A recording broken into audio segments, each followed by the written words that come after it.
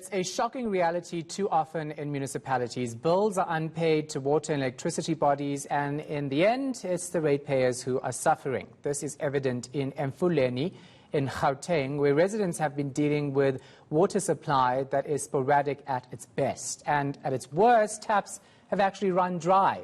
Emfuleni owes Rand Water a whopping 1.3 billion Rand, and the struggling municipality's woes aren't only water-related. It also owes Eskom just over 3 billion Rand. But how can residents actually live with unreliable water supply during a pandemic?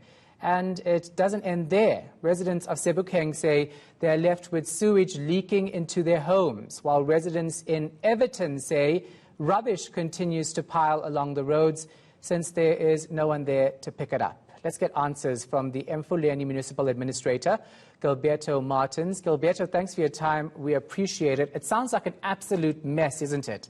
That's why this municipality was placed under administration. Tell me when you took over and what's improved, because residents don't think much has. Yeah, good afternoon, and thank you very much for the opportunity to talk to the residents of Emfuleni. And certainly your synopsis is correct. I took over at the end of December, but it has been under administration for a while, and rightly so. Our arrears debt is sitting at, as you said, 1 billion for Rand Water, 3 billion for Eskom, and those arrears come from the past 2 to 3 years. This is obviously compounded by the fact that you have daily usage, so we pay our current, but we're really battling to pay our arrears. Certainly it's not easy. As you indicated, the Deputy President was with us on Tuesday, and certainly he voiced his displeasure that there is still sewage running in the roads and in the streets. And the one big issue is the financial constraints that are placed on the municipality. Just for the listeners to understand, and the viewers, that the reality of this is that 80% of the work that's being done in the Emfuleni municipality is being done by service providers.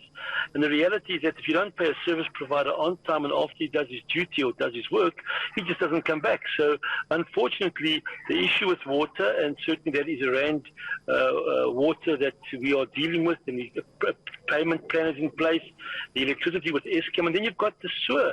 When sewers block, unfortunately the people that we have not paid for the last 6 months refuse to go do that and clean up the sewers. The refuse, as you indicated, equally the same issue. So what we've done is taken first of all, put in a payment plan on a weekly basis, where we just every week pay people to make sure we get our service delivery back into the state it should be for the residents of Emfuleni. Yeah, so you say you took over in December, but Emfuleni was placed under administration in June 2018. So almost 3 years later, you're still trying to sort out this financial mess. What were the previous administrators doing? So, look, I think that there's been quite a lot that's been done. Clearly not everything, and the more visible ones are more problematic. The financial ones, certainly, from the 20th of December, the finance, the supply chain management and service delivery is my purview, which my team and I are working flat out with the municipal officials. So a lot of work has been done. For example, administration work has been done. It's not all doom and gloom. The Sebokeng Module 5 with the Department of Water and Sanitation has been complete. We've just implemented 173 million Rand of roads resurfacing that we're doing. We've just about to receive 20 new waste removal trucks. But unfortunately, due to the financial constraints that have been around for a while, the service providers and the creditors are just absolutely not interested in servicing and carrying the municipality. But there certainly has been some positiveness, and we just need to keep pushing to get this municipality to its logical conclusion. I mean, residents would laugh at that, right, being positive, because they've been dealing with this issue for years. This financial constraint that you talk of, who's responsible for that? There was clearly a mismanagement of this municipality. Well, the financial constraints, certainly, this was one of the best paying municipalities at one stage, at 88% collection rate. It's down down to 71% now at the moment, 71% collection rate. And certainly the money coming in has been, there's just been too many costs. The aging infrastructure has not helped. So what you're doing is you're patching and patching and not doing concrete work. You're reacting, you're not being proactive. And I accept that the citizens can say, well, we've heard this all before. But the reality on the ground, and it's visible to everybody, that certainly the effort's being put in, and certainly and I've met all 178 creditors last week.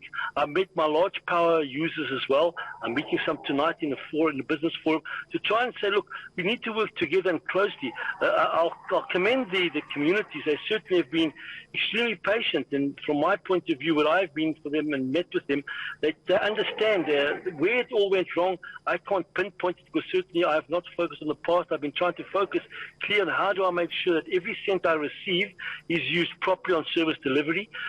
We are to cost-cutting measures, and we're making sure that we do achieve the objectives. But the backlogs are so great. So when I say to you, someone steals a cable, for example, and vandalism is critical, they'll steal a cable of electricity for 100 meters of it. I can't get anyone to sell me one because no one trusts Emfuleni. So what should take an hour to fix takes a week. Yeah. And I understand that. Of course, you are the administrator, so I can't blame you for any of the nonsense that we've seen happen in that municipality. Given that you're now the administrator, taking over in December, how much longer do you think it'll be before these residents, who are taxpayers, by the way, ratepayers even, will get the services they deserve? Well, look, our plan is clear, and from the national government and from the provincial government, we certainly will be to at least November. And the three areas that we're focusing on is the finance, the supply chain management, and very important, the service delivery. And we are completely doing everything around those three areas. That certainly by the time we leave here, if you've got a big debt like Eskom and Rand Water, which we'll never pay by November, there'll be an appropriate payment plan. We will be paying it. And then we'll be keeping up with our current, which effectively means the services will be back to normality. Our waste, certainly 20 new trucks arriving at the end of the month, will certainly get our waste back to normality. And once I've paid all my creditors, then service delivery will be done in line with all the creditors and what work we're doing.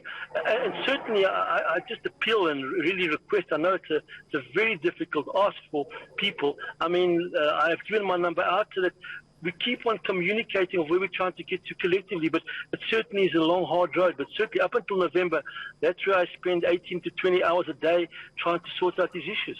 Yeah, it's absolutely shocking, and I know that this is a political mess that you're now trying to clean up. I hope you get it right, because those residents are actually fed up, and they're going to take to the streets again. Thank you for your time, Gilberto Martins, Administrator of the Emfuleni Municipality.